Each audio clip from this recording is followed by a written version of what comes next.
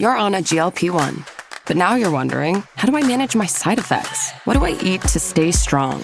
Because reaching your weight loss goals can take more than meds. That's where Weight Watchers Med Plus comes in. Get access to trusted experts, food plans that work with your body, and habit coaching to keep you on track. Plus access to GLP-1 medication. Get started at WeightWatchers.com. All medical services are provided through our affiliated medical group, Weight Watchers Clinic. Medications require eligibility and prescription. Individual results may vary. See site for more details. Hey, sweetie, your mother showed me this Carvana thing for selling the car. I'm going to give it a try. Wish me luck. Me again. I put in the license plate. It gave me an offer. Unbelievable. Okay, I accepted the offer. They're picking it up Tuesday from the driveway. I haven't even left my chair. It's done. The car's gone. I'm holding a check. Anyway, Carvana, give it a whirl. Love ya. So good, you'll want to leave a voicemail about it. Sell your car today on Carvana. Pickup fees may apply. Oh, what are you doing? I'll tell you what you're doing. You're listening to the Elder Scrolls Lorecast. Either you are, or I'll be skipping rope with your entrails. Ta-ta. This is the Elder Scrolls Lorecast, your source for lore and so much more. Adventurers, welcome back to the Elder Scrolls Lorecast. You've got me, Tom, and Lotus, like usual, and we are digging further into that iceberg this week, just like we've been doing. What do you do with the iceberg? We're digging down into it. Yeah. Okay. We've been standing. We're trying to swim down alongside it. Nah, man, we've been standing on top of it, and we've been like mining down into the core of the iceberg, just like chipping away, piece by piece. And we've got some more pieces this week. Plus, last week things got a little spicy with some, I don't know, nefarious things, secret activities, inside jobs, things like that. And we're going to be continuing some of those conspiracies and different conspiracies and inside jobs. And Elder Scrolls is rife with them, full of them. So Lotus, everybody is very upfront about everything in the Elder Scrolls. No secrets in Elder Scrolls. No secrets. Nothing left to interpretation. Right. So we're going to be digging in, and let's get this kicked off. We are up to number 34 out of 500 and something. So this is still going to be a while, but number 34 on the list of the massive Elder Scrolls iceberg. Baar Dau, also an inside job. Lotus, this is Baar Dau. I feel like this is your territory. Yeah, this one. All right, yeah, let's get into this one. Yeah, okay. Here, I'll read the summary, and then we'll get into it a little bit more. So the summary is the most widely accepted explanation for Baar Dau is that it was thrown into Vivec City by Sheogorath. So Baar Dau is the rock that's floating above Vivec City that is stabilized in the air through the power of Vivec. You can see it from in-game if you look up. Yes. Yeah, and also in Elder Scrolls Online, if you go there. And Elder Scrolls Online. Yeah, correct. In fact, the storyline of Elder Scrolls Online has to do with Baar Dau, and it even shifts at one point, I believe. I was going to say, in Morrowind, there is actually some, the expansion Morrowind in Elder Scrolls Online involves Baar Dau itself at several points in the story. Right, yes. So Baar Dau, big old rock sitting above the city. Vivec is displaying his power by being so generous, by keeping it from squashing everybody. He doesn't move it out of the way. He just leaves it there. No, it's just that's one thing that I love, that it's just looming above. It's like, oh man, aren't I great? Because if I look the wrong way, I mean, oops. Yeah, if I wasn't here, what would happen to all of you? Right. Yeah. It's a giant billboard of look how great I am. Right. So anyway, the widely accepted explanation is that Baar Dau was tossed there by Sheogorath, which he's a Daedric prince. He's capable of these kinds of things. However, testimonials on Baar Dau indicate that the people in universe have other theories about it. This fan theory suggests that Vivec himself threw Baar Dau. There is no canonical support or evidence for this, but it would certainly be in character. So what do you think? Do you think that there's, this one is one of those, like some of the ones we talked about previously, there was like a lot of evidence. This one, the real only amount of evidence is little bits in like one of the stories, testimonials on Baar Dau. These are just opinions by other people. There's really no proof. It's just suspicion. Yes. This one it tracks with how he acts for sure. Like I can see that, like, okay, what can I use as a manipulation technique to control the people? Hey, like, here's a constant reminder of how great I am type of thing. Okay, cool. That totally tracks with something that I would expect from Vivec. However, if the reason that I don't buy this one specifically is just with some of these floating islands, so to speak, it's sort of not out of the realm of some degree of normality when it comes to the Plains of Oblivion.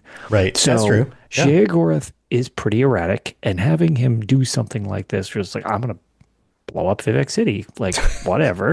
Right. And uses one of these things specifically around the time of like, okay, there's a lot of evidence of this type of thing with the floating cities. It's pretty common from the books, the 2 novels. Right. That's true. Which is something that it's just like, I feel is a lot of evidence that it's like this sort of thing is like not out of the realm of Daedric normality, is having these little like floating islands, so to speak. Right. I would also imagine, like you said, it is part of Sheogorath's personality, not only to toss this rock, but to also know that Vivec could stop it and then leave it hanging there, and then that being like a joke on everyone. Yes, which ironically becomes a little less of a joke when it plummets into the island, blowing it up later in the story. So like, now granted, that's sort of like, it seems like a fault of, oops, where'd Vivec go? And then kaboom type of deal. Oops, where'd Vivec go? But that whole thing, that was obviously hyper simplified for anybody. But like some of the events around these things, it's just, it doesn't seem like it necessarily was intentionally set up, even though it is sort of in Vivec's nature that I could believe that. It just also is in the nature of Sheogorath to do something like this. And it also specifically tracks with types of things that he would do. Right. Yeah. So that's why I'm more toward like, I mean, that's fine just to kind of throw the theory out there. It doesn't seem implausible. I just don't think it's what happened based on what we see in game. If you use the figuring out, sometimes you can figure out justifications for things by looking at who benefits the most. And oftentimes, in fact, probably the majority of times, the person who benefits the most has something to do with the situation. Sure. What does Sheogorath gain from this piece of rock being thrown at Vivec City other than just petty revenge or just messing with people? Now, he is Sheogorath, so he doesn't have to have a good reason. It's kind of tricky to deal with, just because of his erratic nature. Right. So it doesn't have to be a rational reason. But the flip side of that coin is, who gains something from this the most? Vivec seems to. So it seems like a very possible scenario, even though we don't have a whole lot of evidence for it. Right. And the reason I say that it's like, yes, it totally tracks in the nature of what Vivec would do, but there's several situations where his attention is pulled away, or their attention is pulled away in various stories, be it Elder Scrolls Online or Morrowind, the Elder Scrolls 3 Morrowind. These events pulling their attention in another direction causes the rock to kind of seem like it's on its way to blowing up the island. Yeah, like impact, right. Which that seems like a weird thing to do, and then immediately have situations where it's like, oh man, if I'm not paying attention to this thing is actually going to be a huge problem. Now, granted, they are probably pretty full of themselves and their powers, thinking like they're okay, maybe he didn't really give the thought to it of like, this could be potentially a problem later, but it seems like a problem that Vivec is actually trying to keep at bay to a degree, at least. That's true. And also That's utilizing it to his advantage. Of right. Like, hey, also reminder, like, check it out. Yeah. Like I'm the best, aren't I? Right. Yeah. Especially the ESO storyline where he seems to struggle with. He's losing some of his power, and that becomes a concern for him, is being able to keep this rock in the sky. Right. They definitely struggle a bit at various points in ESO, specifically during that storyline. And it's like, if that's the case, it does seem weird that's that's your go-to is like, Yeah. hey, look how strong I am. Oh God, I'm losing it. Oh, Right. okay. But that also doesn't mean that he didn't just set it up, not thinking ahead. Then misjudged and didn't understand how long his power would last or if it could be reduced or whatever. Which is right. 100%, which is why I say that's not implausible. It's just, I don't think it's the case. It's like, I could see this if it was the case. It's just, there isn't really any evidence other than just, I could see him doing that. Yeah. If they were to reveal evidence one way or the other in the future, I would be okay with the justification either way because it kind of fits both. So and I think that's where this moment with lands. what we have now, it seems more in favor of Sheogorath just doing something derpy and like doing something derpy. All right, well, let's move on because we don't have a lot of these are not going to have a clear conclusion. That's part of why they're an iceberg, but that one feels like it could go either way. The next one on the list, 35, the Forsworn Conspiracy. This one feels pretty solid.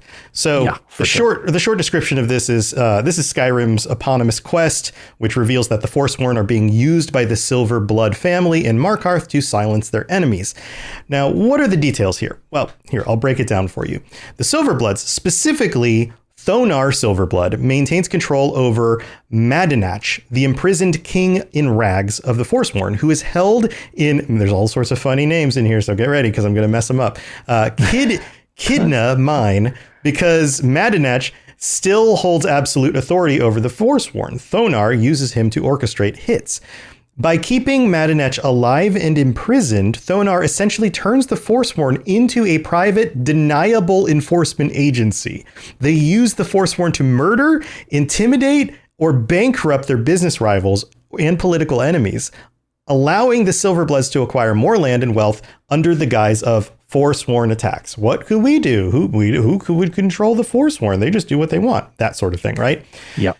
All right. So what do we know? Where is the evidence here? So first of all, early in investigations, the player finds a note on a Forsworn agent named Weylin, Weylin, Weylin, I think is how you pronounce that. Weylin? Yeah. The man who attempts to assassinate a woman named Margit in the marketplace. Remember when the first time you walk into the city and there's this assassination attempt? Right next to the bloodiest meats in the Reach. Yeah, that's right. The note contains instructions from N, just the letter N, later revealed to be Nepos the Nose, a secret agent of Madinach living within the city. And forgive me if I'm mispronouncing these. I didn't go back and re-listen to the dialogue to just double check the name pronunciations. Then Nose is pronounced nows. Nows. All right. So the next piece of this, by investigating Margaret's death and tracing the threads back to the treasury house, the player confronts Thonar Silverblood. When his wife is attacked and killed by Forsworn agents in his own home, Thonar breaks his silence. He reveals that he has been using Madinach to get rid of his enemies, admitting that the Forsworn are his cat paws. That's what he calls them. Evidence found in the diaries and documents of victims indicates a recurring pattern. Owners of valuable land or mines, like Eltree's father, who refused to sell to the Silverbloods, are targeted and killed by the Forsworn, after which the Silverbloods seize their property. So the pieces all start to come together here. Yep. Now, this conspiracy is particularly effective because it weaponized the existing hatred between the Nords and the Reachmen, and it plays on a lot of these held beliefs and fear and anger between the different groups in order to do something that people generally believe. But when you put all the pieces together, it seems pretty obvious what's going on. Yeah, this one seems sort of less like a questionable thing. It's just a conspiracy you stumble upon in game because so much of it is just concretely in game. This just kind of seems like a sort of a given. Like, yep, this is the situation at hand, and you just kind of discovered it. Right. And thank you. Aryadel says it's pronounced Madinach. I had a suspicion. But I just went with my gut on the first one. But yeah, this one feels pretty spelled out. You play through the quests, you get the evidence, you discover the evidence, you uncover it through questing in the game, and then you find out, oh, there is a Forsworn conspiracy. Right. Now, this also makes me wonder, though, what other things don't we know? Because the Forsworn are a major part of a number of different things that go on in Skyrim, and this is very clearly spelled out for the player. But as we know, a lot of times the writers will like in their minds, like they'll know underneath why certain other things are happening, even little things like why is there a specific little settlement over here that got attacked by the Forsworn, and maybe it didn't have anything to do with this conspiracy, but they were nearby enough because of the conspiracy and they just naturally attacked their neighbors because that's what they wanted to do or whatever. And so a lot of these pieces all kind of fit together in kind of a bigger puzzle. Sure. And that's where some of the stuff is that like can oftentimes fill in gaps or start, like at the previous one we just talked about, start a theory. So it's like you can use that to support or craft something, but this one seems to have most of the evidence just in game. And then that's really, you can just kind of get like backing material around it. Right. The more you dig, the more you just look at individual little details, you know, like a note on a table or right. like the remains of whatever's at the place where the people were, like that kind of stuff. There's a little, it just kind of all adds up. So that one, not so much a debatable one. That one's pretty clear. That one's cut. The ones that are sort of super straightforward like that, I find weird that they're sort of on this iceberg, because I'm just kind of like, isn't this just like more or less a quest? And then it's just kind of... Yeah, but they're closer to the top. So these are the ones that like, these would be things that people didn't know or wouldn't necessarily remember if they haven't played through recently. That sort of thing. Which is funny because that's like the Baar Dau one. I'm kind of like, why is this one so far up? If that's... Or maybe because it's easily debunkable. Well, icebergs are weird things because they're like assembled by like an individual, but with insight from other people who built previous icebergs, and they all get kind of mushed together online like somewhere. Almost like how this entire series is crafted, so we get so many different things. It's true. Yeah, it works both ways, doesn't it? Yeah, and sometimes it's like, oh, well, we were going in one direction, but then they stepped away, and now this different person that's crafting the story has actually brought it in this direction, so now it means this. It's like, all right, well, they're both things, even if that wasn't the original intent. Right. Speaking of original intent or not, let's move on to the next one, number 36, the Arcturian Heresy. This one's a big meaty boy. We're going to go over it fairly quick, but we did an entire episode about this when we talked about Talos, his rise to power, who he might actually be, all of that stuff. So if you want more detail on this once we're done and you're like, okay, you didn't cover everything, go look up that episode. I don't remember which one it was. Hour-long episode. Yeah, there's an hour-long episode. In fact, there's multiple episodes that kind of lay into all the details and then build up to this specific topic. But this heresy, as the name implies, is a book that provides an alternate account of how Tiber Septim's exploits and how his rise to power actually worked, including who he actually is. Many believe that it holds actual truth as opposed to official, like imperial history and the thing that the Empire would rather you believe. Yeah. So there's some credence to it. Please only read these pamphlets about Go the Empire. Right. So just like so many other powerful individuals rise to power, usually there's some shady stuff that's going on. Well, this is kind of weird. Okay, so this is a book. This is a document written by the Underking, or as revealed, Zurin Arctus. Zurin Arctus, we're going to get into as we get into this.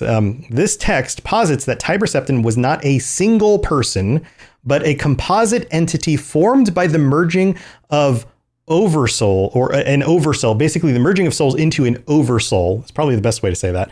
Of three distinct figures. According to this heresy, Tiber Septim was born Hjalti Earlybeard, which we've talked about before is a wonderful name. And he was a power-hungry politician who achieved his conquest only through the assistance of others whom he ultimately betrayed. Hjalti Earlybeard, let's talk about him. This is the man who would become the emperor. So this is the original core entity who would become the emperor, who we would know as Tiber Septim. The heresy depicts him as a cunning, ruthless strategist who seizes power by assassinating his own king, Kulakane, and blaming the act on Breton conspirators. So a conspiracy to gain power, that feels pretty par for the course so far. Yeah. We're tracking already. Enter in second individual, Ysmir Wolfhearth.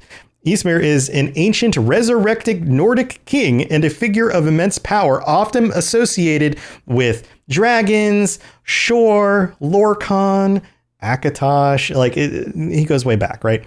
Wolfhearth provided Hjalti with the Thum, the voice necessary to win his early battles. And we know that Hjalti used the Thum in order to destroy his enemies and kind of came out of nowhere with it. Walls of cities to siege them. Right. And it just kind of came out of nowhere. And all of a sudden he was able to do this. Third individual, Zurin Arctus, Tiber Septim's imperial battle mage, and also later known as the Underking. He was instrumental in creating the technology needed to power the Numidium, the big walking titan, specifically the Mantella, which is basically it's a soul gem, but it's very, very powerful. So this is where the betrayal comes in. The heresy claims that Tiber Septim turned on his allies to secure his godhood. Septim feared the power of his allies. He orchestrated a trap to capture the soul of the Underking to power the Numidium.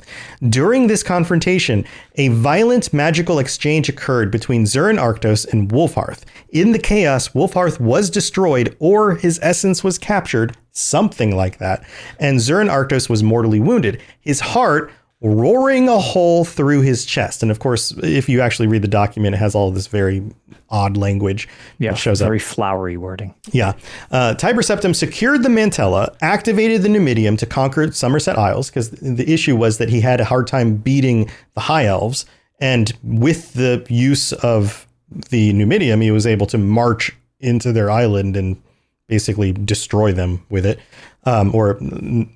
Destroy the resistance, not all of the High Elves. Yeah, it didn't blow up the island, although I'm sure that really wasn't off the table if they kept resisting. Right. So this is his weapon of mass destruction, basically. Yeah. And then he crowned himself emperor. By doing so, he used the soul of his former friend to fuel his conquest and ultimately ascend to divinity. Now, there's more details here. If you actually read the whole document, it's a lot more nuanced than this. Yeah. This is just kind of an overview. Check out the episode where we fully go into it. Yeah. And when Lotus and I covered this, we had some of our own theories as well. So this is a very interesting perspective on it and does clean up some of the ambiguity of the story. Yes. What do you think, Lotus? It does, and this is one of the ones, unless I magically have changed my opinion on things since the last time, I don't remember the exact wording. You record enough podcasts, sometimes you could forget the exacts of what you say type of thing. But unless I've had a total change of heart, I still love this theory as it does. It fills in some of the I don't want to say blanks, but some of the less detailed parts of the story. So, some of the vagaries, like the Imperial version of this leaves out, I don't know, just like key details. It doesn't really explain who Tiber Septim is. It doesn't really explain his ascent to power other than he was able to rally troops, and then he used the Thum in order to blow down walls, and then he scared everybody because he seemed so powerful, and like it's kind of hand wavy. I think it's one of the things that I like about the series. Now, I wouldn't say the Elder Scrolls is entirely like low fantasy by any means. No. However, they ground a lot of the stuff in like an explanation. Even if the explanation is somewhat fantastical. I mean, we have a resurrected like Nordic king here. Like it's not totally, but I love the fact that it's just this larger than life figure. Maybe the stories are a little embellished. Maybe there's more to this than it actually seems. Maybe it's not just like, by the way, I'm God incarnate, just blowing stuff up type of thing. It's just like, it shows that even in this world of, interacting with literal gods and dragons and stuff like that, sometimes you can kind of make your own gods to control a political sphere, which I just think is very cool because it gives grounding to things that it's not just only fantastical events make fantastical events. In this situation, it's more of like this fantastistical event is actually explained by several less fantastical events. Well, still fantasy, but a little bit more. They make a little bit more sense. In like in the real definition of like it is something that is like above and beyond, like something fantastic. Not like that's great, but like that is Right. outside the realm of normal, even for this world. It's like, man, this dude would have been pretty over the top. And he's got a giant death robot, like Gundam thing that he's running around in, like blowing stuff up. It's like, it gives more of a reason to it, even if it's still, like a over the top scenario. It explains why it's like, well, yes, but it's made of these other things. It might not be quite the be all end all that it was, because everybody sort of has their thing they're hiding in this series. Right. Yeah. Oftentimes. Yeah. And all of these individuals would have been vying for power or being part of it some way. Like Zurin Arctos earlier in the official story is like friends with Tiber Septim. He's his official battle mage. He's like, he has a very high position in the court, and he's there in support of Tiber Septim's conquest, and then disappears. I don't remember the specifics, but like falls away from that. And then there's this Under King that just shows up out of nowhere, which might be, it seems like it is Zurin Arctos, but it might be him in some sort of lich state, resurrected, or it just gets weird, right? Like, well, it does. And the thing that's interesting about that is, like, oftentimes, in real life where we don't have magic and dragons, of course. No, you've got this scenario. Sorry. All right, less magic and dragons. Okay. But the way that oftentimes a fantastic story gives people this hope and something to latch onto, so it helps control like narratives.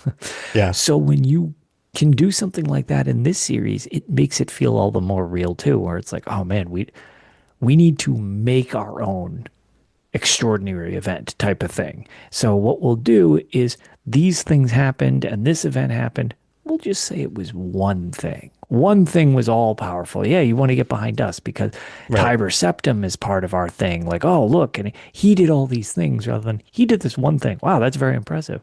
Yeah, but if we say he did three things instead of three people did one thing, it makes that person all the, now you should really join us because we got this dude on our side type of thing.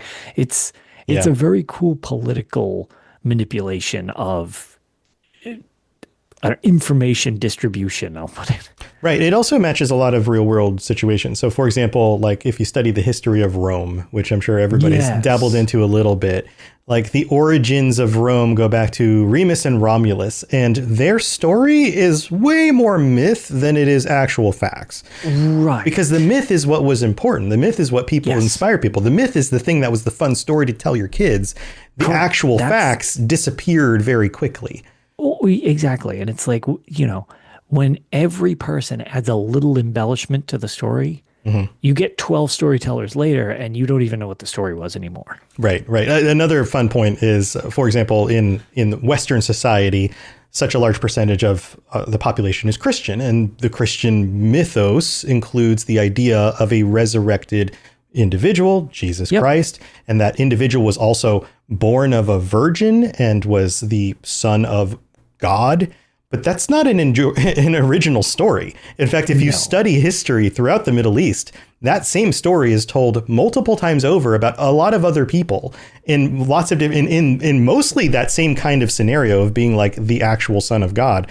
But then there's other variations on it that like resurrecting from the dead or being the son of a god. That's just some other god, some other group's god. Like those stories are very, very common in the ancient world. Well, and even expanding that a whole idea out. I mean, look at not any, but nearly any of just like generally widely accepted holidays and how they were formed. Have they changed over time? Yeah. And they changed co-opted. over time. And you never really think of how it started.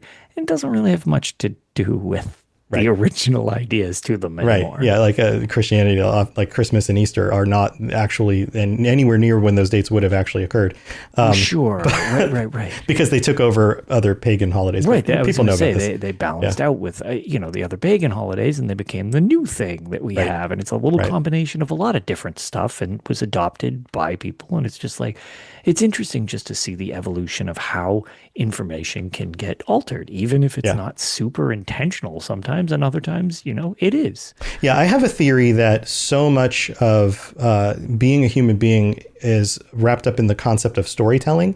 Our own identities, our stories we tell ourselves. The best way to convey information is to tell somebody a story. If you just give them facts, they don't hold on to them. But if you put those facts in a story, then they'll actually remember them. The story is in my mind, and maybe this isn't the best way to say it, but it's kind of the fundamental unit of information sharing.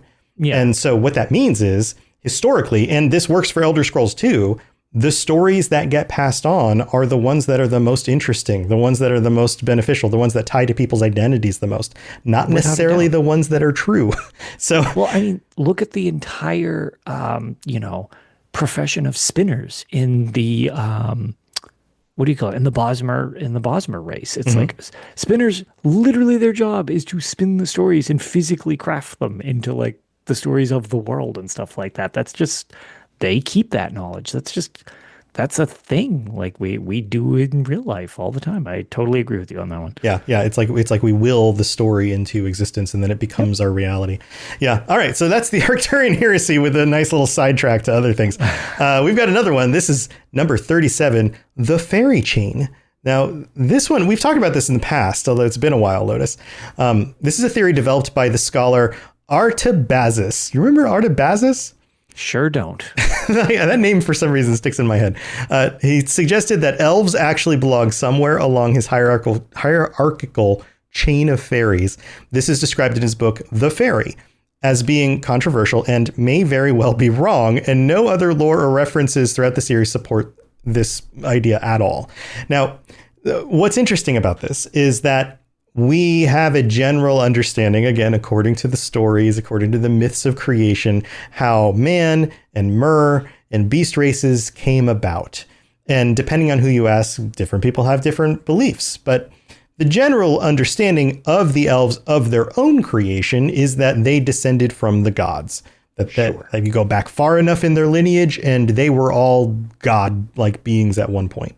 And they descended into that. Well, this is a document where somebody had a different idea and basically lays out this entire spectrum of fairies. And I'm using fairy as in like the way it's spelled here, Faerie.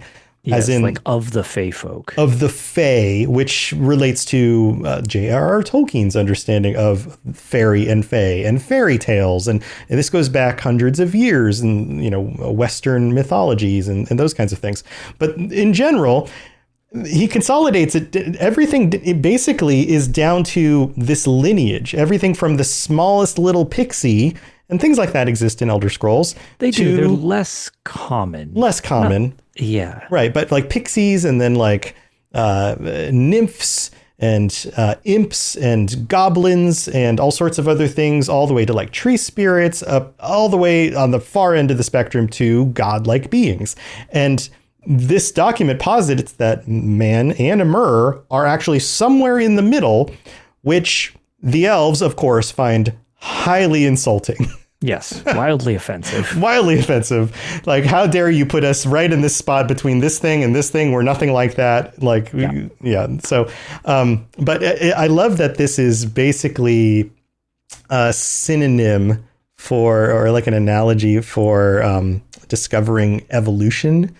And the evolution and how connected all, plant and animal life is, and how certain people look at that and go, we're not just more intelligent apes. That's impossible. That sort of thing. This is the Elder Scrolls equivalent of that. So this one, other than there's kind of like minimal evidence, I mean, a little of it does exist, obviously, with this book and stuff. But the thing I have about this, and this is sort of my own, I don't know, preference, bias, whatever you want to call it in this scenario. So I like that there's some relatable, just generic fantasy in the series. Right. And I like that there's a bunch of pretty unique to this series fantasy. I kind of just having fairies be not a focus of the series is fine with me. That seems like it is kind of interesting and unique for a fantasy series not to have a lot of anything having to do with fairy. I mean, Dungeons and Dragons is a big inspiration for Elder Scrolls early on, and fairies and the Fae is actually a big part of D&D. Right. So it's like, I don't know. I feel like it just, to me, it feels kind of tacked on to be like, oh, don't forget this trope. And it's just like, I don't know, that feels like it's just kind of, or is it a, people keep asking about this, so let's address it in a way that nobody in universe believes so we can put it to bed. Yeah, that type of thing. But it's just like, it's fine. I don't know. I mean, it could be, but it's just like, I'm fine with, like, we don't really need a heavy emphasis on fairy. We all know that they technically exist in the series and you encounter them sometimes. That's fine. That's enough. We don't need everybody descending from them and stuff like that. It's yeah. I don't think it's accurate. But I do find I find it as is kind of funny and useful. Also, we have to note that this is a Ted Peterson book, in-game book, that was part of Daggerfall. So this goes all the way back to Elder Scrolls 2. And so in my mind, and I could be wrong about this, but that whole connection, especially early on to Dungeons and Dragons, the Fae, other fantasy worlds, fans' expectations that fairies might be more of a part of the story. This, again, feels like it's addressing all of that and being like, well, if you want to believe that, then you can be like this guy and think this thing. But everyone in universe disputes it and doesn't actually believe it. Right. Which I think is probably the best way to leave it, because again, I feel that it would take away some of the originality to the series if that just devolved into another fairy-based thing. Right. I agree. I kind of like that it's a little hint of like well, maybe this is the way it is, but it's not like officially. Not a focal point. It's not a focal point. And basically it's put to bed here. It's like it's kind of just not addressed otherwise. Right. This book is like, this one guy had this crazy idea and here it is, but I guess whatever. Yeah. That's kind of the way it's presented. Right. Which I'm fine with that, because like that's some of the fun of some of the books you read and it's like, what is this book? Yeah. All right. One more. We got one more before we have to wrap up this episode. Number 38, The Alessian Year.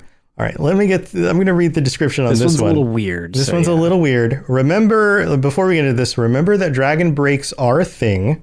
Remember that the Alessian Order is a group that was in power, so they were able to make decisions about how things work, but they didn't necessarily have to tell everyone how that came about. But here, let me read through it. Faldrune, opposed to the concept of the dragon break, which has been used to account for the 1008-year rule of the Alessian Order, posits that the Alessian year was actually an arbitrary measure based on the length of the long vision traces undertaken by the High Priestess, which might last anywhere from a few weeks to several months. So basically what this is saying is their definition of a year is way shorter than a year. And so that's why it seems like the Alessian Order ruled for 1008 years when, as far as scholars can tell, it probably wasn't that long. Well, it's just like renaming something like, oh, my year is actually like one day for you. Right. Okay. Well, I was here for 108 years.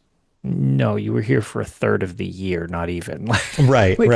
You're just renaming something. Right. It's just a change of definition. He estimates that the Alessians only ruled for about 150 years in actuality. This book first appears in Morrowind, yet refers to the events of Oblivion in the past tense. So ironically, its existence proves the same kind of temporal weirdness that it tries to debunk. Yeah. Faldrune is also an anagram for darn fool. Which is really funny. But I think this is interesting, right? Because the Alessian Order ruled a long time ago, way back in the earlier parts of history, and how they define themselves. I mean, this plays into some of the weirdness of the Merithic era and like the first age of the world and that those time periods, which seems drawn out or just weird in length, which again coincides with also real world mythologies where in many cultures, if you go back in time and you look at like genealogies, the lengths of people's lives get longer and longer and longer. So, like Methuselah lived like 900 years, that kind of thing. Right. So this does kind of play into that thing as well, but it also mentions dragon breaks and the fact that dragon breaks break time. So that kind of opens things up for all sorts of possibilities, because we don't really have a way of understanding when time breaks, how much time passes when all of these things like simultaneously happen at the same time and get lumped together. They're all taking place together. So it's like, well, what can you say does it? Like if 5 years transpire, but there's 27 timelines of 5 years, well, what do you consider that number then? How many years actually pass then? Because as a total, you had all 5 of those years exist, but in 27 timelines. So is this like, what do you have for a number anymore? 200 and something years, 300 years? Yeah. Like how does that work out? What is that? What is that number now? Yeah. So this one's fun. This idea that like, and a lot of these point to this idea that the people behind the lore, the writers of this series have a very strong understanding of when things look like they're inconsistent, especially from game to game. They get themselves out of inconsistencies in a very interesting way. Right. So from a meta perspective, like a lot of these exist because there are plot holes or there are inconsistencies. Right. It's like, ooh, let's not retcon it. Let's come up with a creative way of explaining it in game. Right. Which I think is a fun way to do it because it makes it more interesting. Yeah. I also love the anagram thing. Darn fool. I'm such a sucker for that, or like creative wordplay. We had gone over it with the 36 lessons thing, where it was like the basically admitting to betrayal in using the first letter or the first start of each paragraph. There's another one for in the Elder Scrolls Blades, by the way, play Elder Scrolls Blades before they take it down. In Blades, when you meet Sheogorath, I forget what his name is, but it's an anagram. It's his name, like shuffled around, and it's clearly him pretending to not be him to have you go do something. And it's like, I love that. Like, and it's super random. Castlevania has the most obvious Alucard. Alucard. It's just like, I am such a sucker for wordplay like that. I think that stuff is so cool. Yeah, if you don't know, Alucard is Dracula backwards. For anybody who doesn't know.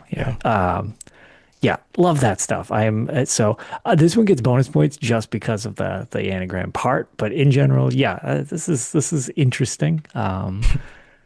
Know that it's actually true or not, but it's certainly a unique theory.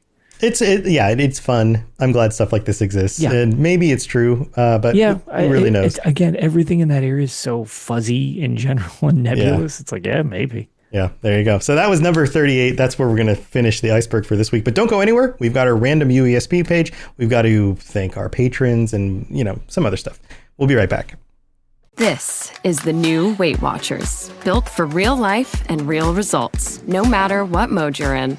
Maddie went all in for her big day and lost 33 pounds. Emily lost 85 pounds and hit her goal while still living her life. Weight Watchers gave me the tools and I feel amazing. Join the millions of members and lose weight with the #1 doctor-recommended weight loss program. Lose more at WeightWatchers.com. At 6 months, participants in a clinical trial of Weight Watchers program lost an average of 12 pounds. Mom, can you tell me a story? Sure. Once upon a time, a mom needed a new car. Was she brave? She was tired, mostly. But she went to Carvana.com and found a great car at a great price. No secret treasure map required. Did she have to fight a dragon? Nope. She bought it 100% online. From her bed, actually. Was it scary? Honey, it was as unscary as car buying could be. Did the car have a sunroof? It did, actually. Okay, good story. Car buying you'll want to tell stories about. Buy your car today on Carvana. Delivery fees may apply. You're listening to the Elder Scrolls Lorecast, dear child of cities. That is why the Night Mother loves you.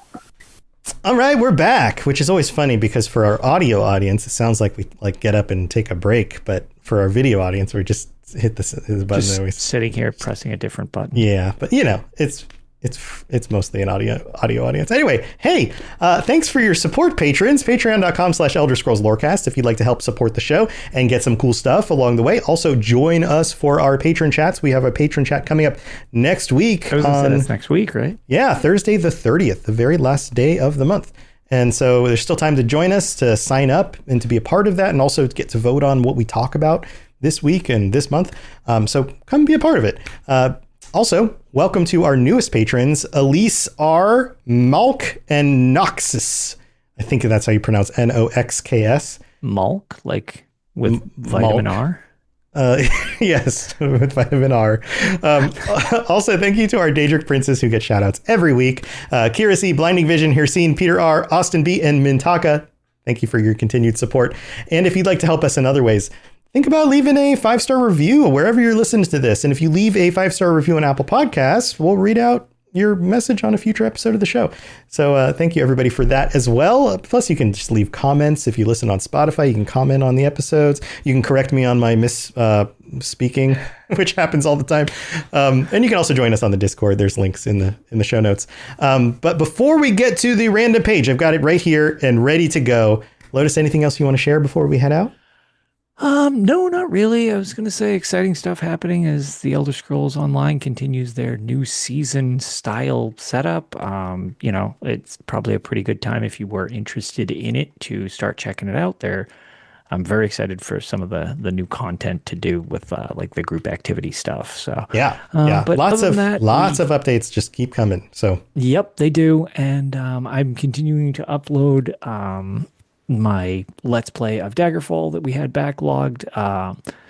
What do you call it? So I hope people are enjoying that. Some people have sent me private messages. Some people have commented and stuff that they were glad that I was getting them back up there. So I'm going to be continuing that each week, just getting those uploaded. And then if you noticed, if you're a listener of my other show that I co-host, Tales of Tamriel, presented by USP, you might notice that the episode went up, then the episode came down, then the episode went back up again. Oh no! So we had to do some editing because of the AI slop fest that's going on, where they're just throwing random false copyright claims all over the place, including our crap. So we had to remove the audio that we're allowed to use, and then just give it blank space just because. So that's the that worst. Was fun. It's especially bad when we work with ZOS, like we know the people. We don't work for them. The privilege of being able to say that, we are part of their creator team. Like, we're part of the team. We know the people who work for the company. They've specifically said, we like your content. Keep doing what you're doing, right? Well, nothing we're doing is breaking any rules. Well, I also like even if we use snippets, which we had, Wes Johnson recorded that stuff for us, and we have Bard's musical outro that he wrote for the show, but it's an Elder Scrolls song that he then performed. And we'll use little snippets like we do in this of stuff, but it's the idea is just little snippets of it for free. Nope, those, I guess, stuff. Honestly, we're not even entirely sure what was flagged. It was just hey, you're stealing this nebulous thing because this isn't even a person doing it. It's just an AI robot sending claims, because it's been pretty widespread apparently from what we heard when we were talking about it. So if you do notice the episode went up twice, that's why. It's we just had to change a few things so that it would 100% go through. And we're going to see what we can do about getting the ability to avoid that crap going forward, because it's kind of annoying. And it's not great. Yeah, hopefully it doesn't keep being a problem. It is what it is, though. It is what it is. Well, check out Lotus's stuff. You can check out my other stuff, the Fallout Lorecast, the Lord of the Rings Lorecast, and Retro Recall. Lotus, do you know what we covered this week on Retro Recall? I am behind 2 episoves. Well, we had an episode because we're doing this on Wednesday. The episodes drop on Wednesday. So the episode this week that dropped is The Curse of Monkey Island. I've never played that, and I've heard amazing things about it. It is. I played the first 2 Monkey Island games, but I never played this one. It's the third one. Okay. It's still a old-timey adventure click and puzzle game, but it is probably the pinnacle of how those old-timey games work. Okay. The voice acting, missed. It's not missed. The art is it looks like little animated characters. It's got a lot of conveniences that a lot of those earlier games don't have. But the voice acting is so good. The story's funny. The jokes still work. There's a lot of good about it. So we talk about it a lot with some high praise. So go check it out. Nice. Retro Recall. If you're into old games and old guys figuing out what these games are 30 years later. I love old games and old guys. And old guys. I don't know where I'm going with that. I love old men. But hey, I've got the random UESP page. Do you want to guess which game this one's about? It is from Shadowkey. No, it's from Elder Scrolls Online. Oh, all right. It's under Furnishings and Suites. This is the suite furnishings for bathing goods page. All right. So you have moist towelette. Well, yes, Hlalu towels folded. That's one of them. Also, Alinor bathing robes decorative, or High Elf basin standing, or Hlalu bathtub empty basin, or the even more fancier one, Hlalu bathtub masterwork. Mm-hmm. Oh, and there's also the Regal sauna pool 2-person. So when you want to take a bath with somebody else, then you sure, why not? Because when you both have to really get to the ball at the same time, you just we're in a hurry. Like get in a bath. I would imagine like bathing your kids or something, something like that. Like, hey, you sit here. Okay, everybody wash. Yeah. So there you go. This is a whole page about bathing goods, and they're different. They're different costs, rarity, descriptions. If there's an achievement or quest they're tied to, all of that stuff. Yep. So there you go. That's the random UES page. Random. Yep. So there's always good stuff when you hit that random button. It's one of my favorite additions to that site. Yes, it is so good. And every wiki should have a random button. I'm just going to hit it again. Just a random button. Okay, this one's from Oblivion. Look at that. All right, well, we're not going to, we'll have to, well, it'll disappear and I won't remember it next week. But there you go. Go hit the random button on the UESP and see what you get. But thank you, everybody, for tuning in.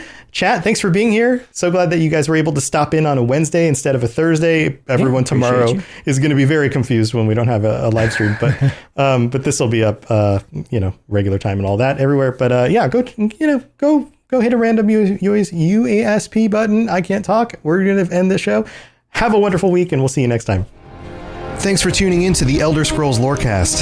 Check out robotsradio.net for more podcasts just like this, and join us on the Robots Radio Discord. Be part of a community of over 5,000 people who are excited about video games and so much more. Robots Radio. Games, lore, stories, community. Just press play.